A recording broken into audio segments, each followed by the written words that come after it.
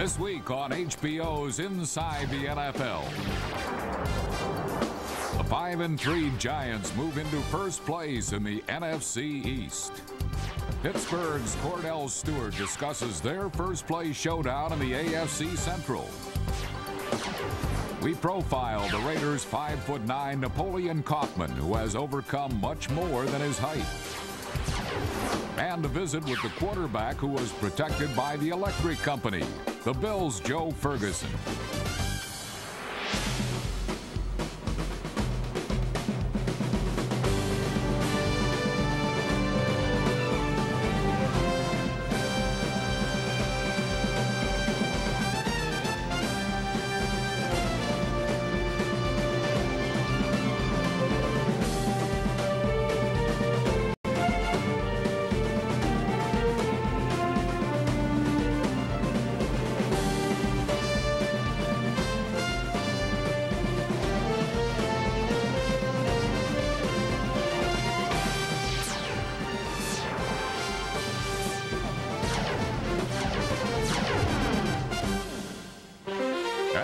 The show the pros watch, Inside the NFL, with your hosts Len Dawson, Nick Bonacotti, Chris Collinsworth, and Jerry Glanville. Hello, everybody. Welcome to this week's show. This week we are in our studio in New York. Last week we did the show from Denver. And fellas, do you remember last week? Starting the show, he says, "What are we doing here in Denver?" Well, Denver was the only undefeated team remaining in the National Football League. Plus, he had the opportunity to put his hex on the Broncos. He got him good, He too. did, too. Remember I told those guys, I said, listen, I will be drinking bubbly sometime this year. Well, a lot sooner than I thought. We kid you because we are envious of that undefeated 72 Dolphins team. The league is going to recognize you guys because it's a 25th anniversary, November the 17th. You will be honored in Miami. And that's a record that may never leave the record books. Undefeated, you can't do that anymore. Not with free agency. Not when every player's cry is cash is king. Like something's different with you. Cash is king. Really. But which team around the league right now is intimidating anybody? I don't think there is one.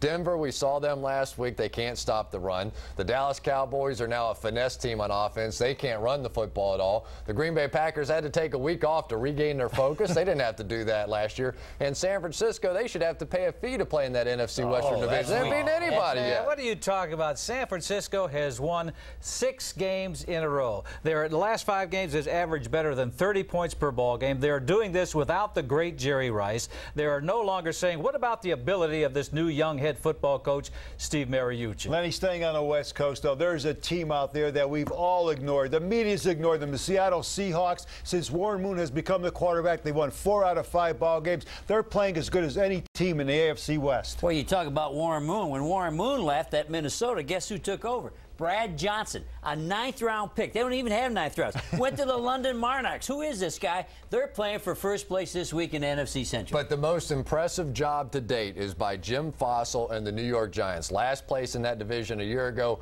First place now. He has that defense playing well. They're running the football. He was brought in as the quarterback of Dave Brown. Well, Dave Brown's not even a quarterback anymore, and they're in first place. What a job he's done. You know, this season now is halfway over, so that means the second half really should be something. Well, Chris mentioned the Giants, and we start our highlights in Motown, where the Giants and Lions hooked up in a duel of playoff contenders. On 4, 1, 2, 3, 4, 2, 4, 6. In Detroit, the state champ spelling bee team wasn't quite letter perfect. But Luigi, runner-up in the Pavarotti World Tenor Competition, was truly magnificent.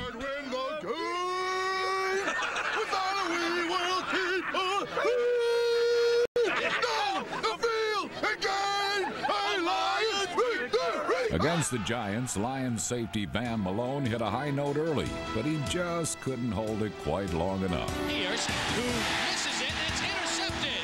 Picked off by the Lions, Van Malone, the safety. Callaway has him wrapped up there. The pass intended for the tight end. The ball was circled. Now they're going to call it a fumble. No! Chris Callaway's rip and strip kept the drive alive, and Howard Cross finished it off. Cannell to throw, looking for way to the end zone. Touchdown, Howard Cross! In one of Sunday's most exciting games, Detroit unleashed the league's leading rusher and the game's most exciting player. Barry Sanders reeled off his 6th straight 100-yard game and bounced off the NFC's second-best rush defense to tie it up. Give to Barry, and he bobs and weaves, breaks a tackle, and in! Touchdown, Lions! There isn't a back in this league that can make that play, except one. We don't need to panic. Let's just block it up. We know what they're doing, all right? Let's block it up. On special teams, the Giants blocked it straight from the chalkboard as Amani Toomer found an alley straight to the end zone. Toomer takes on the run at midfield to the 45, to the 40, shakes a man to the 35, to the 30, breaks right. The Michigan Scarf to the 15, 10, 5, touchdown. Amani Toomer. Great blocking down the right sideline. He looked like Barry Sanders reincarnated. Big Blue led by 7 in a game that both teams wanted desperately to win. You know what I'm talking about? Just come down with the elbow. Boom, hey, this coach. Tell Sam, I'm going to treat you like a... Keep doing that. Keep it going now. Win the war. Win the war. Let's go. With 2 minutes left, a clutch Scott Mitchell pass deadlocked the game at 20. Fires, touchdown, Lions, Johnny Bolton. The battle would have to be settled in overtime, but it would be over with quickly. Victory for one, defeat for the other. On only the 3rd play into sudden death.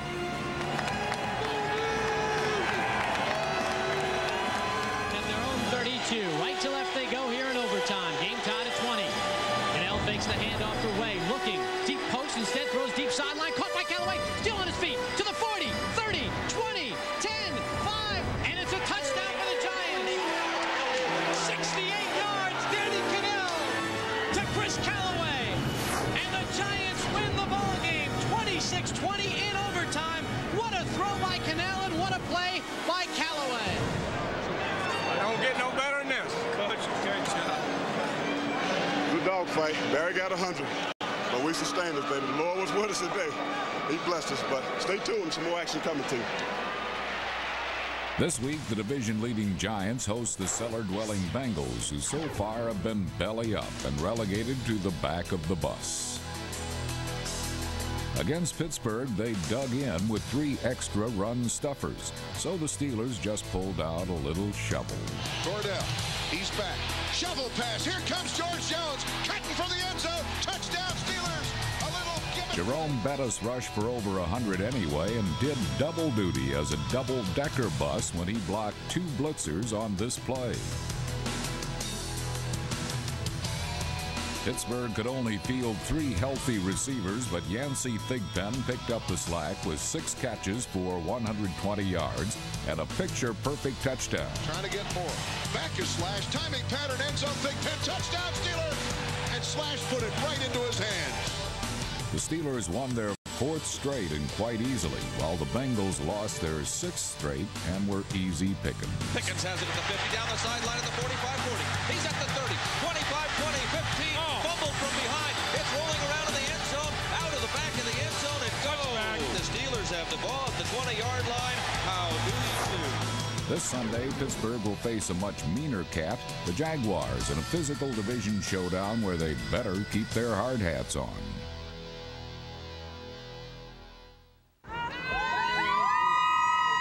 Last week, the AFC's Big Cats arrived in Dallas prepared to make a statement. There they encountered a Cowboy team at a crucial mid-season crossroads. The touchdowns that used to come in bunches were conspicuous by their absence. A team that had won 3 Super Bowls in the past 5 seasons was in danger of dropping its 3rd straight game. We're in charge of this thing. It's our ball game. We're in charge. We're doing it. All this glitz and glamour don't make a football game. What makes a football game is putting your hands down and bringing it to their ass every play. Now, here we go. Let's go, man. Let's have a little fun out here today. Score some points. Here we go. Win on 3. 1, 2, 3. Win. When a 14-play opening drive ended with a field goal, Cowboy leaders voiced their concern. We got to make them go for 7. Y'all know that now. Come on now. Come on, man. We got to make that go for 7. There's no more of them 3s, baby. No more 3s. Jacksonville's first possession went the distance. Quick drop, has time, turns, fires, caught, and it's a touchdown, Jimmy Smith. But the Lone Star State wasn't about to concede just yet. It's the big play that's been missing from the Cowboy attack. So Troy Aikman turned to the playmaker. Looks upfield, throws for Michael Irvin at the 5, caught to the 1, close to the end zone, but he doesn't get in. Michael Irvin will give the Cowboys first and goal inside the 1. Aikman, the handoff to Emmitt Smith. He dives in the end zone and scores. Emmitt Smith gets his first touchdown in the last 579 minutes and 44 seconds. Quick drop, looking to his right, fires a high arcing spiral, looking for Keenan, makes the grab over his shoulder. Touchdown, Jacksonville! As their anxious owner looked on, the Cowboys blew a 12-point lead. Zero slot wide, 90 base. Mitchell in motion from left to right. Brunell takes the snap, play action, throws it. Touchdown, Derek Brown. And the Jaguars have taken the lead. Let's stay after him now. Hey, stay after him. Stay hungry now, damn it. Don't give up anything. Keep your killer instinct. Killer instinct is what Moose Johnston's replacement has demonstrated throughout his entire football career. At the 36, 2nd and 22. Offset I, regular offense. Aikman a 5-step drop, fires it underneath. Walker, 45, 50, 45, 40, still running, 35, 20. He's going to score. Touchdown Dallas. Herschel Walker, 64 yards, and the Cowboys lead. And the Cowboys are going to move to 4-3. Well, this teeter-totter season is just teetered. And to come out of here with a victory against a very good Jacksonville team, you wonder how much this will propel this football team. Make no mistake about it, Herschel Walker on for Daryl Johnston ends up making the biggest play of the game. Whenever I've had opportunity to get to the middle, I've normally have gotten it wide open. So the thing then was just to see if I can run a little bit, and I knew then that there's not too many guys out there that were going to catch me. Herschel Walker last week proved that he still has it. And another guy proving himself this year is Pittsburgh's exciting young quarterback, the former Slash, Kordell Stewart, who joins us this week on NFL Crosstalk. Kordell, first of all, thanks for being on the program. Oh, thank you, guys. Thank you. Tell me about your couple of years as Slash, though, playing running back and wide receiver. Do you think that helped or hurt you now as a quarterback? I think it helped me tremendously, just giving me the opportunity to be in the position to have to, side adjust on certain plays for the quarterback and just seeing things happening and being in the big games and understanding how the game flows. I think that really put me in a position to be where I'm at right now. And I think if I would have been a guy who was holding the clipboard on the sideline and having to come in this year, fresh out of the box, I think I probably would have had a slower process for us coming out and trying to get things going. Well, I want to talk to you about a tale of two Stewarts. That meaning in the first half, you really have a tough time. If you look at the graphic, it's 7 interceptions in the first half, only 2 touchdowns. All of a sudden, you go in at halftime, and you go from Clark Kent to Superman. What happens at halftime? It's the genie I talk to at halftime, man. He puts this powder on me. He gets me going. I don't know, man. I mean, obviously the defenses do a great job of stopping certain things. And, sometimes, I kind of get up and in. I'm excited. I want to try to get some things going. And when you don't get it going, you try to go out and make some things happen. And it just so happened that interceptions start happening. And, this game, I want to go out and start from the scratch, from the beginning, man. I think if we start off early the way we did in the Tennessee game, I think things can be a little bit easier for us, what we need to get accomplished. But things like that happen sometime, and it's not, like I've always said, it's not how you start, it's how you finish. Kordell, in your first ball game against the Jacksonville Jags, in the second half, you pounded them with Jerome Bettis, and they really wore out. And of course, the bad snap on the field goal missed. You guys lost the football game. Is the game plan this week to give it to Jerome? Jerome's very important, and we just want to go out this week, basically establish what we're trying to get established, which is the run. I mean, that's no lie. Everybody knows. It's no secret. Get Jerome out there doing his thing, and then after that, we're going to have to get back and throw the ball a little bit too. So, hey, it's a team thing, and with the big boy in the back, it's nothing like it. Well, you thought you were going to get away from us without my asking this question, but what did you think when Bill Cowher kissed you after that Baltimore game? Oh man, I've been hearing this one for the past since the kiss, I guess.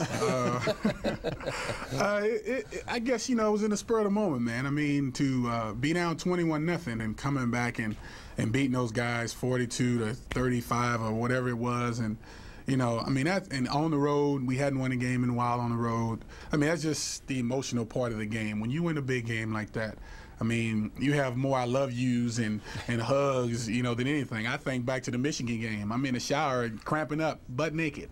And, you have guys coming and giving me hugs and handshakes while I'm soaking wet butt naked in a locker in the shower. So, I mean, that's expected.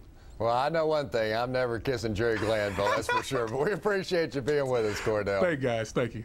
All right, Jerry, which one of these two teams are you kissing up to this week? I can't believe he said that to I can't either, because every week he hollers, I love you, man. Everybody loves you, particularly when you make your selections each week. I want to talk about Jacksonville at Pittsburgh. Both are 5-2. Who's going to win this and why? The Steelers are going to win this, and the reason they're going to win this, they're the one team that will not abandon the run. Even when the run is not working, they just keep on running the bus up in there. And now they've added a new tight end, Mitch Lyons. Mitch Lyons, when I was with the Atlanta Falcons, we drafted him from Michigan State because he was the best blocking tight end I could find on film. And this week, they even threw him 3 passes. Mitch Lyons and the Steelers win this. Steelers have the #1 running game in the National Football League. Also, defensively, they do the best job at stopping the run. The last 5 times Jacksonville and Pittsburgh met, Jacksonville averaged just 2.8 yards per carry. A big reason, nose tackle Joel Steed. He'll also stop them this time. I like Pittsburgh as well. Gentlemen, what do you think?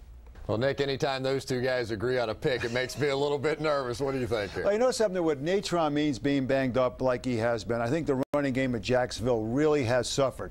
Sure, James Stewart scored 5 touchdowns a couple of weeks ago, but that's not enough. I think what Mark Brunell has to do is he has to go to the play-action passes to Jimmy Smith to really make that offense effective. I think this week you see Pittsburgh with Jerome Bettis eating up the clock, and I see Pittsburgh winning. Well, the first time these two teams got together, Mark Brunell was really able to take advantage of this Pittsburgh secondary. But since then, Carnell Lake has moved from the safety position to cornerback, and it's really shored up this defense. I know Jimmy Smith and Keenan McCardell, 2 of the top receivers in the league. But with Carnell Lake now at corner, I like this Pittsburgh defense. I'm picking the Steelers. Hey, that's 4 of us. Yeah. Even though the Steelers suffered that last-minute defeat to Jacksonville earlier this season, the breaks really have evened out for Pittsburgh. Now, that's not the case so far in Indianapolis, where if they've had any luck at all, it's been bad. When soliciting help from the divine, it's always a good idea to say please, especially when Bruce Smith and Bryce Pop are coming to town.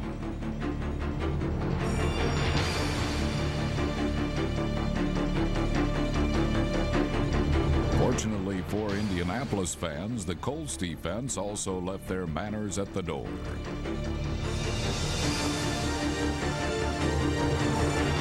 In only the second game in history without a touchdown or a turnover, there would be no Monday Night Miracle for the Colts. And the kick is up and good, and so the Bills have won it on the final play of the game. It was a field goal night, and the Bills win it 9-6.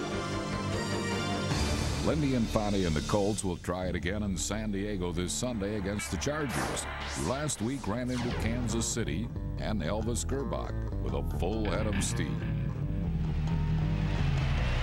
Gerbach scrambling out to the right side, 2 men chasing. He's going to run the football. He's at the 30, 25 up the sideline. Gurvea, the next linebacker, really put a shot on Elvis Gerbach. But Elvis stayed down for just 1 play before running headlong into the Chargers defense again.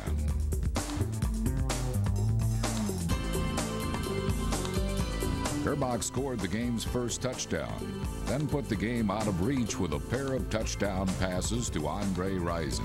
Avoids 1 rusher, holds the football, still holds it, throws it late, looking across the field, touchdown, Kansas City! 2 scored touchdowns on all 4 of their drives inside the 20, raising their record to 5-2. This week they travel to St. Louis, where the Rams seem to be busy preparing themselves for a free fall. On Sunday, the feat of the Rams' young backfield hastened the downward trend.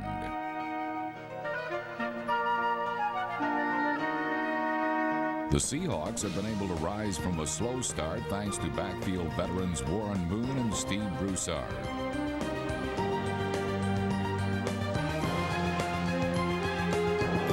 With Seattle holding a 10-9 fourth-quarter lead, Broussard saved them for the second straight game. Gives to Broussard inside at the 10, cuts it outside left to the 5. Steve is in, touchdown Seahawks. Seattle has quietly won 4 out of 5, which hasn't seemed to earn Dennis Erickson much attention in the AFC West. He'll try to gain some more this week against the Raiders. How you doing, man? Looking good, man. I'm feeling good. I'm enjoying you, the same, though, huh? I'm enjoying you. Now, calm down today, though. Hey, I'm asking you to do the same, huh? All right, man. In a battle featuring 2 of football's friendliest runners, Napoleon Kaufman raced out of the blocks on the first snap of the game.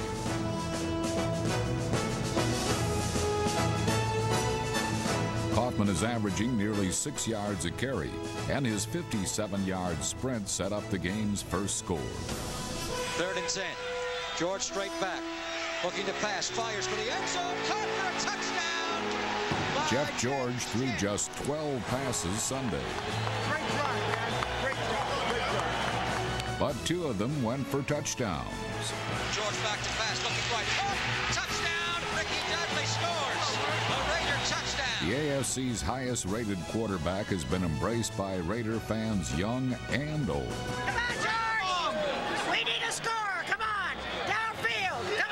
George faces a 4-man rush, drops back, fires deep pass over the middle, pass is deflected and intercepted. Intercepted by Bill Romanowski. Shoot! Ah, nuts! While George was trying to impress his new fans, John Elway, who threw 46 passes, was doing his best to remain popular in Oakland. Bring me Elway! Bring me Elway! For most of the day, Elway stayed a step ahead of the masked men in black.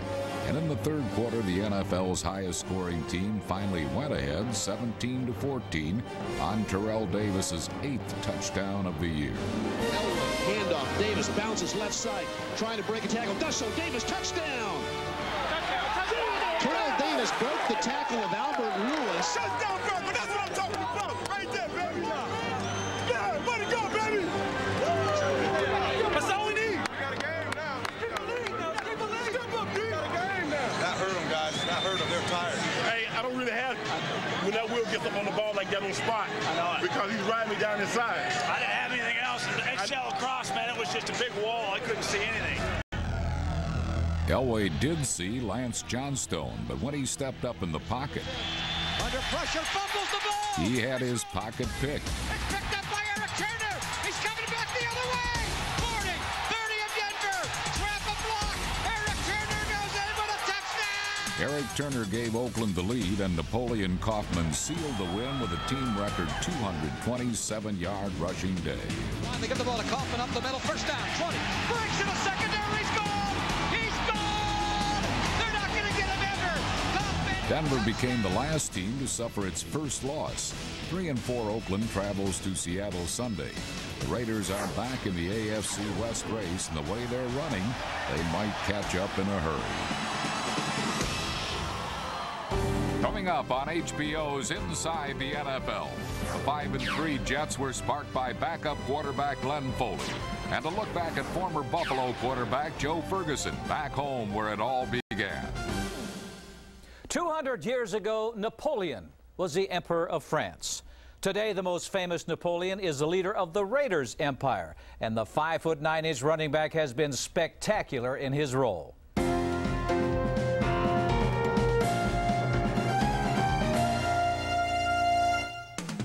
These are the traditional faces of the old Oakland Raiders, symbols of the most notorious band of misfits and tough guys to ever hit professional football, the embodiment of life on the edge in the NFL. If you knew anything about his troubled past, then you would know that running back Napoleon Kaufman was cut out of the same cloth as those old renegade Raiders. But if you know anything about his present, and he hopes his future, then you're in for a bit of a surprise, because the newest star in silver and black is anything but your father's Raider. The undersized tailback has suddenly emerged as a star in his third year in the pros. He leads the AFC in total offensive yardage, averages a remarkable 47 yards per touchdown, and is second in the NFL with a 5.6 yards per carry average. It's an improbable journey for Kaufman, whose life began with a troubled childhood on the wrong side of the tracks in Lompoc, California. Everybody knows that my mom, she had a thing that time in her life when she went through, when she dealt with drugs and different things. But we had it hard, you know. I guess you could say I didn't have the best of growing up, you know, and I oftentimes found myself getting in trouble and doing things that I shouldn't have been doing. Going out and just being bad, you know, stealing bikes. Kaufman was a statistic program for failure. Even as he was becoming a star on the football field, his young life off the field was unraveling. A mother on drugs, a father gone from the scene, hitting rock bottom in high school, on the brink of homelessness. We didn't have an apartment or anything, and we stayed at people's houses and different things. We were just never sleeping under a tree or anything, but this is the way that I grew up, and it was hard, you know, it was hard. But like so many poor kids, sports was his tool of salvation. A football scholarship to the University of Washington got him out of Lompoc, but poverty left him a hardened man. Hardened until a locker room incident last year sparked an amazing transformation in his life. All right. You up, you up? He was saying a whole bunch of cuss words, real strong words. And I approached him. I said, man, I mean, you don't have to prove that you're tough by cursing. I said, you can be tough in other ways. And I said, and I feel like God can use your life, you know, to influence a lot of young people and stuff. And he looked at me like, man, you know, in other words, like, shut up. He came home from practice one day and he had talked to Jerome Davison, and I think Jerome had said something to him at practice that kind of stuck with him, and he came home and he said, you know, Nicole, you know, we need to make some changes. We need to, and from then on, he was a changed man. Kaufman is now part of an ever-growing and somewhat controversial movement in the NFL, born-again Christian athletes who use their sports celebrity to spread their beliefs that are often met with skepticism and disinterest from teammates and the media. You can ask guys on the team, they said, man, they told Jerome when I got saved, they said, man, that guy's crazy, man. What's wrong with him? Man, all he does is read his Bible and listen to gospel music, man. He's taking it too far, you know. Oftentimes you get to talking about the Lord so much that you can run people away. And if you ask anybody on the Raiders team, they'll tell you that I'm just not a Bible head, you know. I like to play my video games and sit down and joke with the fellas, lift weights. But I tell you what, if you want to talk about me, I'm going to tell you about me and what God have done for my life. And one of his blessings will be Napoleon IV, a son who is expected to be born November 5th, and a chance for Kaufman to provide some direction he never had. A kid, just like an arrow in your hand, wherever you direct it, that's where it's going to go. Hopefully he'll take that in his life and truly apply it to his life, but the seed is going to be planted on it. Napoleon Kaufman has weeded out the pieces of his life he felt no longer fit. Today he mixes that old Oakland Raiders mystique with his own vision in hopes of creating a more modern Oakland Raider. Hopefully Napoleon's message is getting across to the young people. I know he gets the message across to all the defensive players he goes against. They know if he gets beyond that line of scrimmage, they just say, bye-bye, it's going to be 6. Hey, Lenny, I'll tell you one thing, though. No one gave Napoleon Kaufman this job. This is a guy who had to play his way into the lineup. Al Davis didn't even want to play him. What was it, Jerry? Last year? 9 carries a game is all he had last year. Well, let's talk about running backs. Somebody who's not having a very good year, and that is Emmitt Smith. He and the Cowboys are traveling to Philadelphia to take on the Eagles. The last time they played, remember, down to the last play, Philadelphia botched that field goal and they lost. Well, when you used to play the Cowboys, Emmitt Smith was the guy. He kept you awake all night. Guess what? Go to sleep early. You think he's had a bad year? It's going to get worse because his #1 blocker, the big Moose Johnson, bulging disc in the neck, probably done for the year. No more Emmitt Smith. You know, it's like a battering ram smashing into that Eagles defense, because when you talk about the Eagles, you talk about two things, their defense and their running game. The players, though, look, if we get behind, we aren't going to catch up with Dittmer and Peters, our quarterback. This week, Ricky Watters going against the second-best defense in the National Football League, the Cowboys. It's strength versus strength. You know, the Cowboys did a nice job shutting down Jacksonville's running game a week ago, but they took a big blow in that secondary. Darren Woodson, who's the 8th man up in the box, can help out against the run. Also a very good man-to-man coverage guy, allows that man coverage in the secondary for the Dallas Cowboys. He got hurt, and you saw that Cowboys defense really fall off in the second half of that game. Let's talk about Troy Aikman in that passing game. You know, they're blitzing Troy a lot more, and they're being successful. I think a big reason is he doesn't have that hot receiver to go to when they blitz. The hot receiver used to be Jay Novacek. Had a great deal of success with him, not having the same success with their present tight end, Eric Bjornsson. I like Philadelphia. You know, when Eagles cornerback Bobby Taylor went out of the game, though, Lenny, you know, Aikman had an opportunity here because Taylor was the best coverage guy the Eagles have. This week, Charles Dimmery takes his place. It's Michael Irvin against Charles Dimmery. I like the Cowboys. Oh, you're right there. That's not a good matchup. But what I like about the Philadelphia Eagles, they're #1 in the league in offense, and they're alternating their quarterbacks. When you alternate your quarterbacks, what you're really telling somebody is you don't have any quarterback. So they're going to rely on your guy, Ricky Watters, big game, big player. He'll win the game. You're saying Nick's right about something. There's a first. I know. That's a first on this show. Let's mark that thing right down. You know, the one thing, though, that Philadelphia should be able to take advantage of, George Hegeman, the left tackle who's filling in for Mark Tuinei for the Dallas Cowboys, is a real liability against a speed rusher. Mike Mamula, who's been struggling all year, no sacks. This is going to be his day. I like Philadelphia. I've heard a lot of talk about quarterbacks in this segment. You know, it took 6 games, but Ray Rhodes finally gave the Eagles quarterback job back to Rodney Peete. Let's see highlights of Pete's start last week against Arizona. Despite his team fielding the NFL's #1 rated offense, Eagles coach Ray Rhodes made the quarterback switch from Ty Detmer to Rodney Peete last Sunday. Early on, the results weren't what he was hoping for.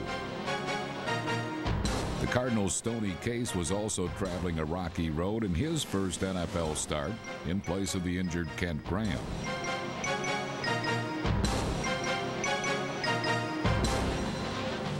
With neither quarterback moving the ball, the Eagles stayed on the ground and turned to their most reliable weapon to get on the board in the second quarter. First and goal. No score in the game. Give to Waters. He's in. Touchdown Eagles. Ricky Waters. The Eagles carried a 7-3 lead into the fourth quarter when the Cardinals decided to give rookie Jake Plummer his first taste of NFL action. Richard Dent and the Eagles looked to welcome Plummer to the big time, but the rookie stood tall while leading a 98-yard drive to the go-ahead score. At the 31-yard line, he winds up and throws right side. The catch made at the 20, to the 15, to the 10, to the 5-yard line. He scores into the end zone. Goes Kevin Williams. And Jake Plummer makes it look like cut and butter. Down by 3 in the final minutes, an Eagles offense that hadn't cut it all day suddenly sliced through the Arizona defense as Rodney Peete guided his team to the tying field goal to send the game to overtime. You can't be tired now. You understand that? If we win the toss, we got to go score. Listen, we win the toss, we got to go score. The Eagles didn't win the coin toss, but it didn't matter because in overtime the Cardinals couldn't make heads or tails out of how to stop Philadelphia. And for the 6th time in 7 games this season, Arizona's fate was decided at the very end. This is for the game. The ball is spotted. The kick is away. It's good and the Eagles win. They beat the Cardinals in overtime. Well, it wasn't pretty, but it was breathtaking. We fought the whole game. And it takes games like this to bring everybody back around. Because, you know, we went in a situation where we knew it was going to be a dogfight all day. I mean, we made our share of mistakes. True enough. But again, I saw the team fight back and keep fighting back. Keep fighting back, not going to let this game get away from us. Trying to fight our way back in this thing, man. And these are the type of games here that pull a team close together. Bill Parcells was hoping his current team could pull together against his former squad last Sunday. But the Jets' struggling offense seemed to be falling apart early on. Back to throw. Going to be hit. Going to be sacked. Threw the ball down, but that's going to be a penalty against the Jets for intentional grounding. The safety will go to Henry Thomas. So it's a 3-2 ball game. A 3-run homer and a 2-run double. A first-half pitcher's duel turned into a second-half home run derby. Giving Brown wide open near side. Brown 35-40, 45 east to midfield. Stiff arms a man on his feet at the 30, 25, 20, 15, 10, 5, all the way down and out of bounds at the 8. Bledsoe fired 2 scoring passes to raise his league-leading total to 17, as both teams exchanged touchdowns on 4 consecutive drives in the third quarter. The Patriots' outburst could be expected, but what was hard to believe was that the Jets didn't spring to life until Parcells made the surprising decision to pull his starting quarterback. Bill Parcells has benched Neil O'Donnell. Here comes Glenn Foley. Parcells likes Foley, likes his intestinal fortitude. He had a great preseason. O'Donnell was not moving this football team, and Foley will get a shot. Glenn Foley made the most of his shot. Taking over in the second half, Foley at one point completed 14 straight passes and engineered 3 consecutive scoring drives.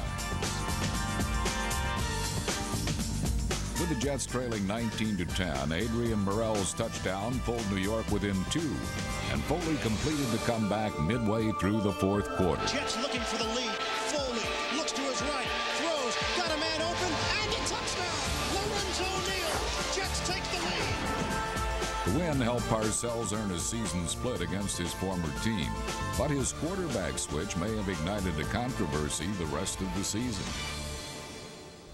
Bill Parcells says the starting quarterback in the next New York Jets game will be Neil O'Donnell. But this controversy between the quarterbacks, O'Donnell and Foley, it's not over by a long shot. Let's talk about a team that does not have a quarterback controversy. That's the New England Patriots. They're going to be playing the team they played in Super Bowl 31, the Green Bay Packers. Chris, how about this game? You know, I thought the Jets gave everybody a formula for how to play against New England, and in particular, Drew Bledsoe. They forced him outside the pocket. He just wasn't the same guy on the move. I don't know if his wide receivers didn't make the adjustments or whatever down the field, but that clearly bothered Drew Bledsoe this past week. But I like the Patriots in this one for the simple reason that the Green Bay Packers took a complete week off of practice. And, Jerry, you're a coach. I just don't think you can do that in this league. Well, you're wrong once again right there, because they needed a week off. Let me tell you why. They were wore out. I was with the Green Bay Packers the week of the Chicago Bear game. They were tired. The team was tired. The head coach was ready to fall asleep. I think he did the right thing. But while he was sleeping this week off, I hope he rediscovered Dorsey Levens. Dorsey Levens has a slight rib injury, but he's the key for them winning the game. Run that football, pound in there, and throw that swing pass out. William Henderson is the biggest fullback I've seen. Catching that ball, he'll run right over the Patriots. Green Bay wins. Run. That's what the Patriots have to do. Curtis Martin, he hasn't had a 100-yard game in the last 4 ball games. So I think the Patriot offense has been like the Dow Jones. It's been up and down. I think if they're going to do it, they're going to have to do it with their center, Jeff Dellenbach. He goes against a healthy Gilbert Brown, who comes off the injury list for the Packers. He's healthy. I think Dellenbach will do it, and the Patriots will win. Curtis Martin may not have had a 100-yard rushing game, but he's going against a 27th team against the run in the Green Bay Packers. He'll get it this week. Another big factor is that giveaway, takeaway category. You get the Patriots are +6, the Packers -4. I like the Patriots. It seems that most NFL teams have found it difficult to maintain a high level week in and week out. But there is one team that's put together back-to-back victories, the Tennessee Oilers. Eddie George is a giant among NFL running backs, and his statistics dwarf Steve McNair, who ranks near the bottom of AFC quarterbacks. Against the Redskins, the erratic McNair proved precise both short and deep.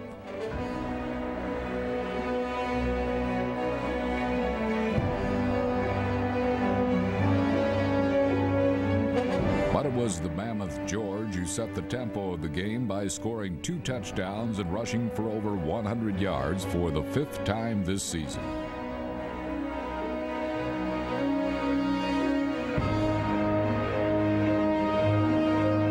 Gus Frerotte threw 3 interceptions, and the Redskins, who were 0-5 after Cowboy games under Norv Turner, were a rumbling, stumbling offensive mess for almost 3 quarters.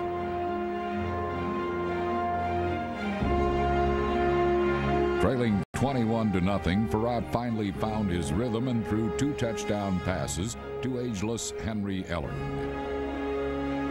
Back goes Frerotte, throws it over the middle, caught, touchdown, Washington Redskins. Henry Ellard with his 2nd of the day. The Redskins lost because they couldn't tackle, a transgression that upset their irate analysts. It's like trying to tackle a Jeep or something. I don't care who he is. If his name's Eddie George, Larry Zonka, Jimmy Brown, or who, you got to get him. This Sunday, the Redskins will face the Ravens, a team without a star runner and a team that could have used the defense of these Gold Glovers.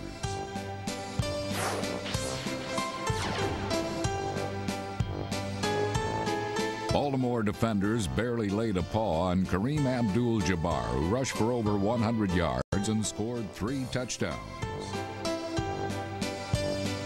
Here's Marino, hands it off to Kareem, cutting back left. He's in! Wow! Baby, was that nice! Raven quarterback Vinny Testaverde threw for over 300 yards, but it was not enough to stave off an ugly defeat.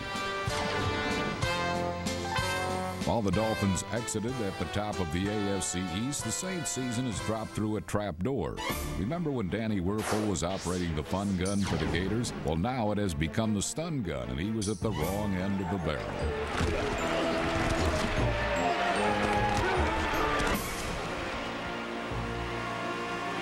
The overmatched rookie was sacked 7 times, and the Carolina Panthers eked out just enough offense to produce a 13-0 victory.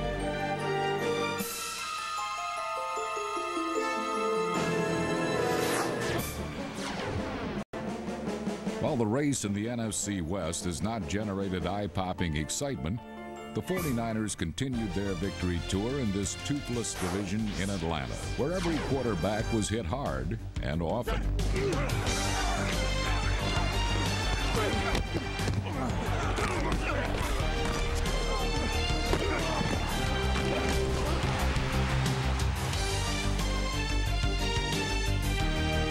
Since quarterbacking was such a headache, the Falcons turned to an emergency passer. The pitch to Anderson goes to the far side. He's going to throw the football wide open in the end zone. Bert Emanuel, touchdown! Jamal Anderson never witnessed his pretty pass. The 49ers torched the Falcons with big plays. This 51-yard dash by Garrison Hurst helped him rush for over 100 yards.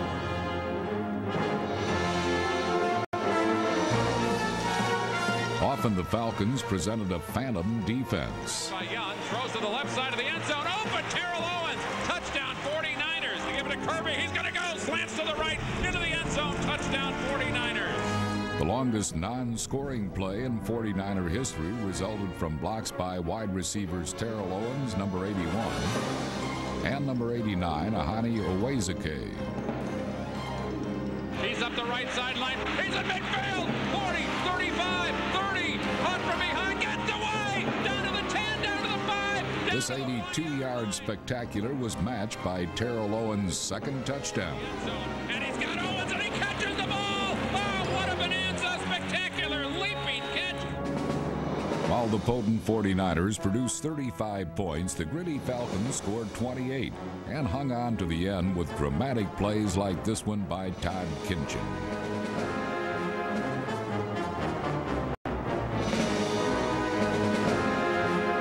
The 49ers' 6 straight victories have all been over NFC West opponents. Number 7 should come Sunday against the Saints. Kevin Greene looks like a man without a problem, but there are some problems in the league, as we'll see in this week's Inside Update. Running back Steve Broussard will start on Sunday for Seattle against the Raiders because Lamar Smith is injured and Chris Warren has been ineffective. Redskins coach Norv Turner is solidly behind quarterback Gus Frerotte despite 3 more costly interceptions last week. The Skins do have a Super Bowl winning quarterback on the bench in Jeff Hostetler, but don't expect him to play unless Frerotte is injured because Jeff has not taken a snap since the first preseason game. When the Bears found out the league was considering moving their Sunday game against the Dolphins to Monday if the World Series went 7 games, Coach Dave Wannstedt suggested the game be played Friday night instead. But the idea never took off because of an old law that prevents NFL games from being played on Fridays or Saturdays in the months of September, October, and November. The law was passed as part of the league's antitrust agreement to avoid overshadowing colleges and high school games. And now for some more inside information, let's go to Chris Collinsworth and Gary Myers. All right, Lenny, thank you very much. Gary, a little controversy in New York City this week. Glenn Foley comes in and saves the day for the Jets, and yet Neil O'Donnell keeps his starting quarterback job. Are you surprised? No, Chris, I'm really not surprised because Neil O'Donnell's been having a pretty good season. 12 touchdowns, only 3 interceptions on a week-to-week basis. He really does give the Jets the best chance to win. The only thing that was really surprising was that Bill Parcells waited until Wednesday to make the announcement, and in those 3 days, this controversy in New York really got out of hand. This week in practice, they'll be splitting snaps 50-50 because O'Donnell has a sore elbow. But the situation that's been created now is the next time Neil O'Donnell struggles, it's clear that Bill Parcells will not hesitate to put Glenn Foley back in the game. Well, you know, there's a lot of excitement in Arizona right now. Hometown hero Jake Plummer gets his first start. And for a team that's 1-6, they needed some excitement in Arizona. 31,000 tickets were sold as of Tuesday before Vince Tobin announced that Plummer would start. As of Thursday afternoon, they had 41,000 tickets sold. They expect about 45,000 for the game on Sunday, so he is having a positive impact on ticket sales and also jersey sales at Arizona State. The Jake Plummer jersey going for $200 a jersey, sold out. They can't keep them in stock. Well, the Atlanta Falcons changed quarterbacks. Did they get the same kind of reaction? No, I don't think so. Dan Reeves has not yet announced it, but it seems that Tony Graziani, a rookie, will be starting on Sunday over Billy Joe Tolliver. Chris Chandler, their starter, who keeps getting injured, had his second concussion of the season last week. Super Bowl rematch this week in New England between the Patriots and the Packers. But these two teams really aren't the same, are they? No, Chris, they're not. In this era of free agency, it's really difficult to keep your team together. The Patriots have 38 players left from their 53-man roster at the Super Bowl. Plus, they don't have their coaching staff. Bill Parcells left, and only 2 coaches remain. The Packers have 37 out of their 53 players left. And when I spoke this week to Packers general manager Ron Wolf, he said clearly the Packers are not as strong a team today as they were back in January when they played the Patriots. Now, the good news for the Patriots is 19 out of their 22 Super Bowl starters are still with the team. However, in Green Bay, only 16 out of their 22 starters are still on the roster. 2 of the players missing are by injury, Edgar Bennett and Craig Newsome. And we're not even talking about Desmond Howard, the Super Bowl MVP, who signed with Oakland as a free agent. Yeah, I think the loss of Craig Newsome, the big one, don't you agree? I definitely agree with that. Thank you, Gary. Well, the Buffalo Bills of the 70s, they'll always be remembered for the way that they could run the football with O.J. Simpson and the Electric Company up front. But the man orchestrating that offense was a pretty good player himself. Bills quarterback, Joe Ferguson.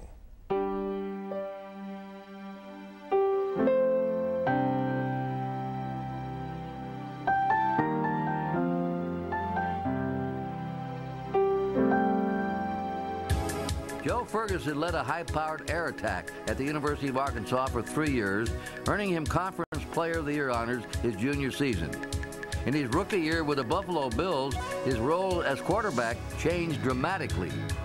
I didn't have to throw the football very much my first year as a starter, and once I found out and understood more about the team, that it was a building team, had a great running back, then I knew it would help me, give me a chance as a young quarterback to take the pressure off of me.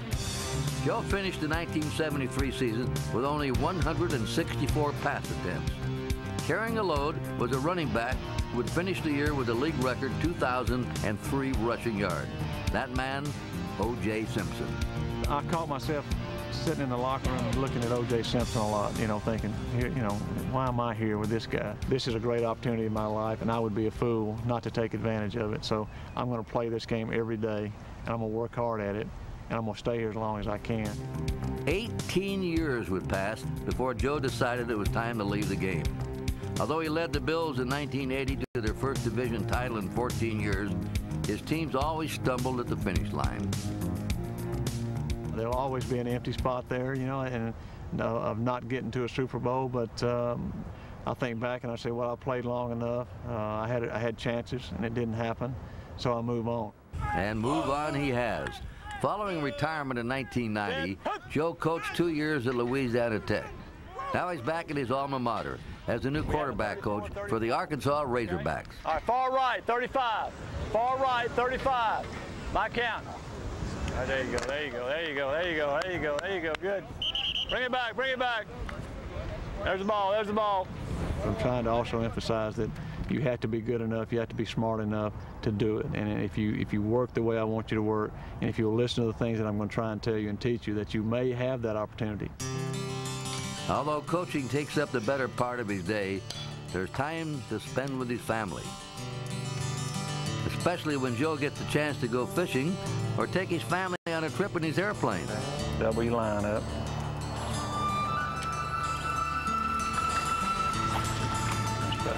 Get the hang of it. That rod's a little bit too stiff for you. We'll get you another rod. Got a little more whip to it. I have a partner in a plane here, and I learned how to fly a long time ago, and I try to get my wife to fly some when we go flying around some, but she'd rather go to sleep and let the ride get over with. But my daughter, she's flown some, and Trey likes to get up there, but he has to sit on an ice chest or something so he can see over the front, but he thinks he's a pilot.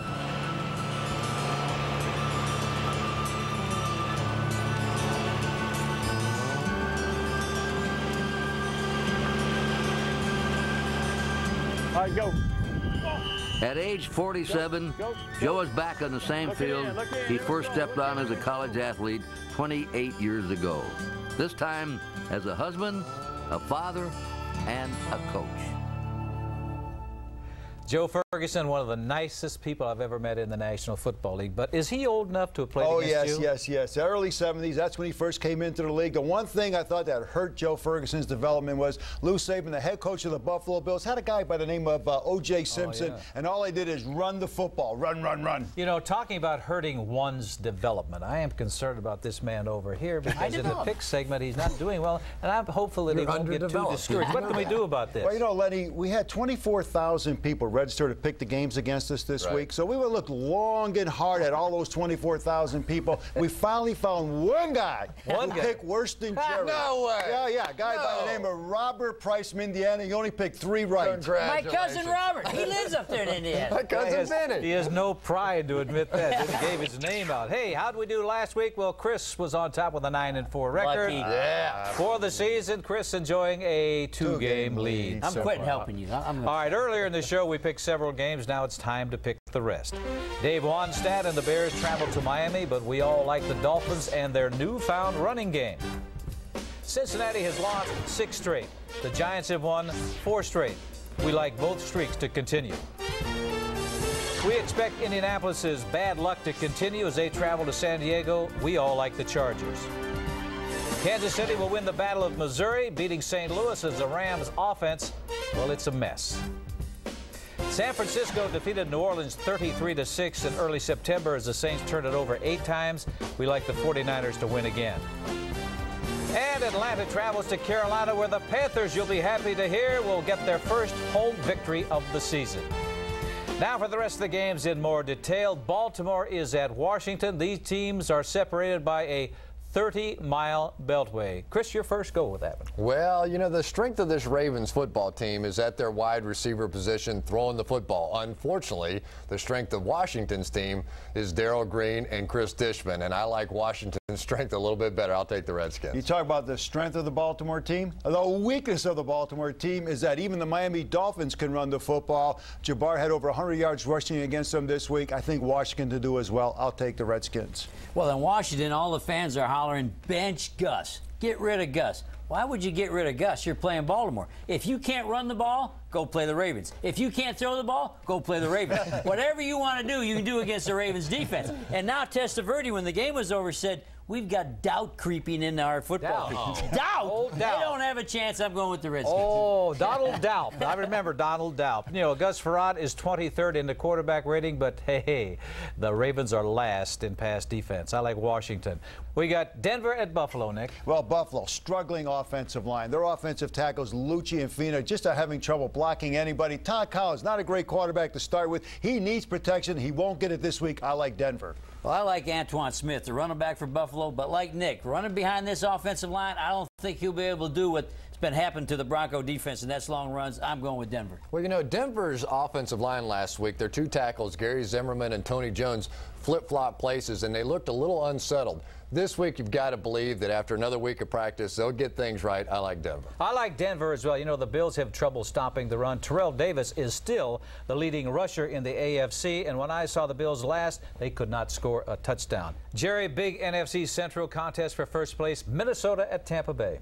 Well, my favorite Viking is Jeff Brady. Here's a middle linebacker who's been cut by 5 football teams, but he is the heart and the soul of this football team in Minnesota. But is he good enough to stop Allstott and Dunn? I don't think so. I'm going with the Bucks. Wasn't that a TV show, My Favorite Viking, something like that? I forget what that was. Martian. Oh, that's what it was. That's what. Had ears like you. Thank you very much. Chris Carter, the outstanding wide receiver of the Minnesota Vikings, is struggling right now. He has a cyst behind his knee. Just doesn't seem to be 100%, only practicing 1 day a week. I like Tampa as well. You know something, guys? I have my celebrity pick of the week. There we go. We thought you ran out. No, Penny Marshall from Laverne and Shirley, and a real terrific producer. She likes the Tampa Bay Buccaneers. The reason for that is both teams have rested, but she said Warwick Dunn had over 100 yards rushing against Minnesota last time. He'll do it again. I agree with her. I like Tampa Bay. You really know Penny Marshall? I know Penny Marshall, yes. You know, he knows. Big. He is very really big, yeah. Well, I like Tampa Bay as well. I'll tell you why. The linebackers, Derek Brooks and Hardy Nickerson, will shut down Robert Smith. Next up from the AFC West, Oakland at Seattle. Seahawks have won 4 of 5. Raiders coming off that big victory against Denver. You know, Walter Jones and House Ballard has really been giving Warren Moon some tremendous protection back there. I think that's the reason he stayed healthy and they're winning games. I like Seattle. You know, Seattle's Chad Brown. Remember they got him from Pittsburgh? They paid this linebacker $6 million. You know, that's a lot of money. It's a lot of money. You know, you team him, though, with Cortez Kennedy and Mike Sinclair is really coming on strong. I like Seattle at home. Well, you, of all people, missed the point of the passing game. Seattle has gone 50% of the time to 4 wideouts. What about 4 wideouts going against the Raiders secondary? They're old, they're injured, they can't run, they can't play man-to-man. Seahawks with 4 wides wins the game. But other than that, they're pretty good. Other than that, they can play. In order to get 4 wideouts out there, you have to have the football, right? Well, I think the Raiders learned something last week, and that is on first down, give the ball to Kaufman. They gave it to him for 16 times on first down with rushes. He gained 112 yards just on first down. I like the Raiders. Nick, we got Tennessee at Arizona. You know, one thing that Tennessee proved, Lenny, is you play decent football, you can get people to come up to the game. Yeah, last week they drew 30,000 people, up from 17,000, 7,000 walk-ups. Hey, they'll win again this week. You got to look at who they're playing. They're playing the Cardinals. What about the Cardinals' offense? They have no offense. It doesn't matter who the quarterback is. They have no offense. Now, the Oilers last week, their coaching staff, they added bootlegs and sprint outs with McNair. Took them 6 or 7 weeks to do that, but they got it in. They'll win again. What a brilliant idea. That was smart. Jake Plummer this week gets a start for Arizona, but this Tennessee defense playing so much better right now. I like the Oilers. I like Tennessee. Willie Davis with 5 catches last week takes some of the pressure off of Eddie George, the running back. They'll have a balanced attack. Hey, that's our show for this week. Remember, Inside the NFL premieres each Thursday evening at 11 p.m. If you miss any part of it, you can catch it again Fridays at 7 p.m. and Saturdays at 11 a.m. So for Nick, Chris, and Jerry, I'm Len Dawson saying thanks for watching the show the pros watch, Inside the NFL.